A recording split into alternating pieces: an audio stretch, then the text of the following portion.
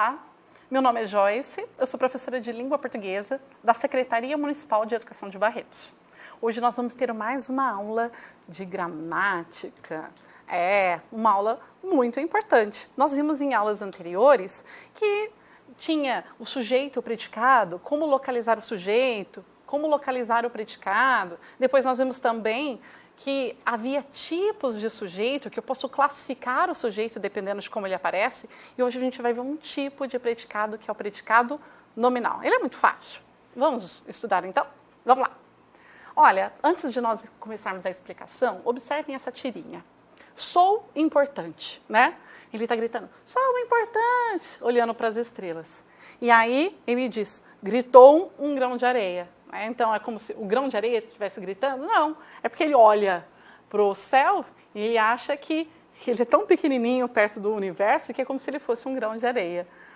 E aí a gente tem, imagina que o lugar que ele está, talvez tenha um eco. Um grão de areia, areia, areia. Então, mostra como que ele é pequeno, né? Será que ele é tão importante? Será que nós somos importantes? Somos e não somos, depende do ponto de vista, não é? E vamos pensar então nessas orações. Olha, quando nós estudamos, nós vimos que para achar o sujeito, eu pego o verbo e falo, eu sou, né? Quem ou o que é importante? Quem sou importante? Eu. Embora ele não tenha aparecido lá, né, eu sei que é o eu, é aquele tipo de sujeito que nós vimos que se chama sujeito oculto. Ele não aparece na frase, mas pelo verbo eu consigo descobrir qual é. Olha, essa outra frase estava assim, gritou o grão de areia. Ela está invertida, certo? Por quê? Apareceu primeiro o verbo e depois o sujeito. Quem que gritou? O grão de areia. Então, o meu sujeito é o grão de areia e aqui o meu predicado seria o gritou, que é o meu verbo. Qual que seria o núcleo? Vamos lembrar? Então, qual que é o substantivo dali? Professora, eu tenho dois substantivos, o grão e a areia. Mas quem que gritou? Foi o grão ou foi a areia? Ah, foi o grão. Então, o meu núcleo aí é grão, eu tenho um núcleo só, sujeito simples. Bem, e quanto aos tipos de predicado? Será que nesses dois, se eu tirar, vamos fazer o teste? Vamos tentar tirar o verbo? Lembra que o verbo sempre está no predicado? Ó, eu importante.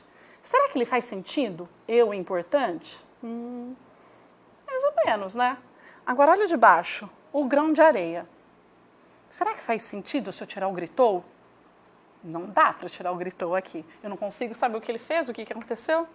Então, são verbos diferentes. Olha, eles transmitem tipos de informações diferentes. Por isso que eu tenho tipos de predicados diferentes nessas duas orações. Bom, é exatamente isso. Né? São predicados diferentes. Por que será? Então, por que será que é diferente? Porque os tipos de predicados são diferentes, os tipos de verbos são diferentes. Então, olha só, predicado nominal. O que é mais interessante na gramática é que as próprias definições nos contam muito sobre o que aquilo significa. Então, se o predicado é nominal, é porque o mais importante dentro do predicado é o nome. O que é nome? Nome é o substantivo. Só o substantivo, às vezes alguma palavra como adjetivo, que é amigo do substantivo, raramente pronome, numeral, pode ser também. Mas geralmente é substantivo e adjetivo. São essas as palavras mais importantes. E aí, esse verbo, quando eu tenho um predicado nominal, eu tenho um tipo de verbo específico. Ele é um verbo de estado. Ele transmite uma ideia de estado. O estado em que se encontra o sujeito. E esse verbo ele vai ganhar uma classificação. Se chama verbo de ligação. Por quê? Vamos observar essa frase que vai ficar bem claro para vocês verem. Olha, o Calvin estava pensativo. Aqui eu tenho, então, qual é o meu sujeito? Como que eu faço para achar? Eu olho para o verbo estava e pergunto, quem estava pensativo? O Calvin. O Calvin é o sujeito. Estava pensativo é o predicado. Lembra que eu falei para vocês que nos predicados nominais eu consigo tirar o verbo? Olha só, se eu falasse o Calvin pensativo, ainda faria sentido. Porque não é o verbo a palavra mais importante do predicado, e sim o pensativo. O pensativo, ele se refere a Calvin. O que o meu verbo faz então? Ele faz justamente isso. Ele faz a ligação. Ele liga, tá? A sua característica do sujeito até ele. Ele leva, então, isso que nós vamos chamar, daqui a pouco a gente vai ver que é o predicativo do sujeito, né? Até o núcleo do sujeito, até o sujeito propriamente dito. Ele faz essa ponte, ele deixa a frase mais bem estruturada. Mas ele é o núcleo? Não. Ele nunca vai ser o núcleo do predicado. Um predicado nominal, o núcleo é um nome. Quando eu tenho predicado verbal, que é a maior parte dos predicados, o núcleo é o verbo. Mas aqui, então, o núcleo não pode ser o verbo. Tem que ser um nome, tá? Bom, o que é importante? Olha só. É importante vocês saberem, então, algumas características do predicado nominal. A primeira coisa nós já vimos, ele emprega sempre um verbo de ligação. Verbo de ligação. Quando eu perguntar, como que eu classifico esse verbo? Verbo de ligação, certo? O núcleo dele, olha lá como nós falamos, já que ele é nominal, o núcleo é um nome. Geralmente substantivo e adjetivo.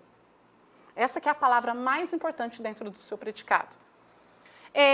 Esse núcleo, ele vai ganhar um nome de predicativo do sujeito. O que é predicativo? Seria como se fosse características, qualidades do sujeito. Aquilo que eu estou falando sobre o sujeito. O jeito que o sujeito se encontra. Então, qual vai ser a estrutura da minha oração? Eu tenho lá o sujeito, meu sujeito normal. Depois, eu vou ter o meu predicado, certo? E como que vai ser esse predicado? Ele vai começar com o meu verbo de ligação e depois ele vai aparecer o meu predicativo do sujeito. Olha aqui essa oração. Ó, os alunos permaneceram calados, tá? Então, para eu analisar, sempre eu começo pelo verbo. Permaneceram. Eu vou falar, olha, os alunos, né? Quem permaneceram? Os alunos. Os alunos é o meu sujeito. Ele é o tema, o assunto da frase, certo? E aí, o permaneceram é um verbo de estado. Ele está falando como que os alunos ficaram, de que jeito, de que modo. E calados é o jeito que eles ficaram. Né? Então, calados é o meu predicativo do sujeito. Alunos calados. Meu núcleo, então, é calados, certo? Então, observem que nem sempre, não é porque eu tenho verbos de estado que todos eles vão transmitir o mesmo tipo de informação. Eles vão variar um pouquinho. Então, aqui eu tenho sempre as mesmas frases e eu troquei o verbo.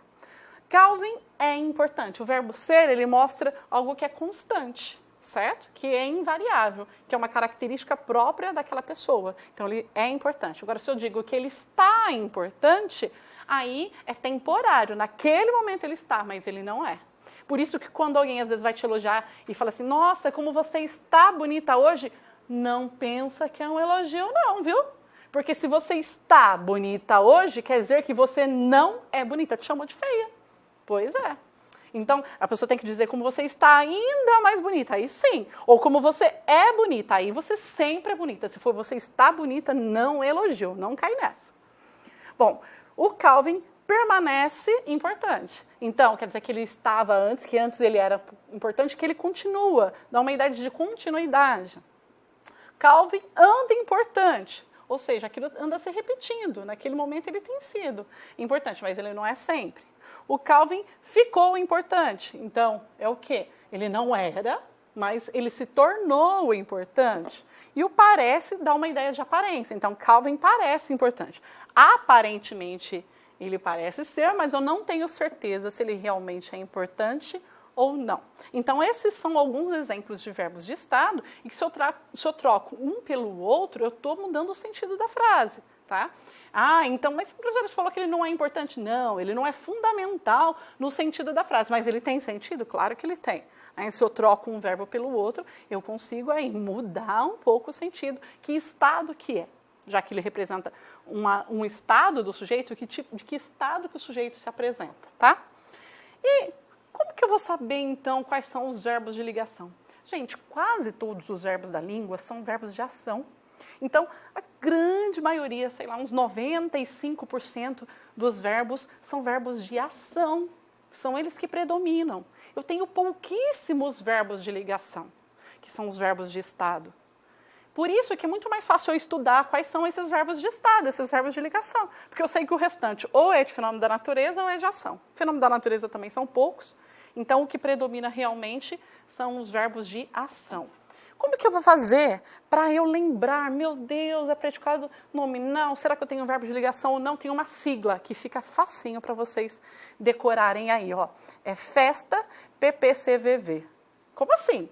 Cada letra de festa PPCVV representa um verbo. Então, são os verbos ficar, E de estar, S de ser, T de tornar-se, A de andar, P de parecer, P de permanecer, C de continuar, V de virar e V de viver. São somente esses os verbos de estado. Olha só, são pouquíssimos. São 10 verbos. Então, é muito mais fácil eu saber quais são esses verbos, porque o restante eu já elimino. Então, são somente esses. Pensa, festa PPCVV. Ah, tá, tranquilo. São esses, então, os meus verbos de estado. Mas será que sempre eles são verbos de estado? Sempre eles são verbos de ligação? Nem sempre, tá? Eu tenho que tomar muito cuidado com o sentido da minha frase, porque às vezes até esses verbos se comportam como verbos de ação. Quer ver um exemplo? Se eu tenho lá, ele anda cabisbaixo, ele está cabisbaixo, estado. Mas se eu falo, ele anda pela escola, caminhar, é uma ação. Ele virou esportista, ele se tornou esportista, estado. Mas, se ele fala, ele virou a página do livro, é uma ação.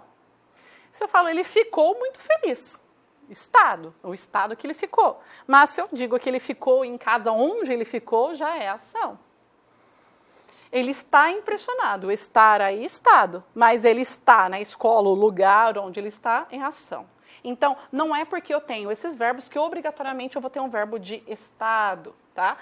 Às vezes é estado, às vezes é ação. Eu só vou chamá-lo de verbo de ligação quando ele expressar uma ideia do estado. Ó, o estado em que ele se encontra cabisbaixo, esportista, feliz, impressionado. É sempre o estado em que ele se encontra. É diferente desses que expressam ação, tá? Então, analisar a frase, o sentido dela é fundamental. Cuidado. Por isso mesmo, muito cuidado, tá? E aí, sobre a concordância, o meu predicativo do sujeito, ele tem que concordar com o meu núcleo do sujeito. Ele não se refere ao núcleo do sujeito? O seu Barba Azul era um senhor de engenho de Pernambuco. Então, quem que era um senhor de engenho? O Barba Azul. Então, por isso que é senhor e não é senhora. Por que não é senhora? Porque Barba Azul é ele, é masculino. Então, o meu predicativo do sujeito também tem que ser masculino singular. Então, ó, o predicativo concorda com o sujeito em gênero e número. Olha outro exemplo. A filha era linda como uma princesa. Então, por que é linda? Eu posso dizer a filha era lindo? De jeito nenhum.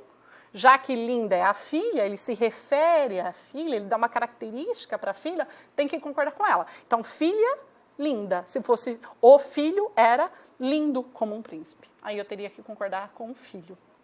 Certo? E, por último, a gente vai falar um pouquinho sobre o uso da vírgula.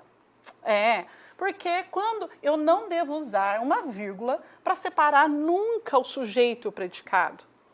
E também o verbo e o predicativo. Então, eu tenho lá a história da madrasta, era sua obra-prima. Eu não posso colocar ali a história da madrasta, vírgula, era sua obra-prima.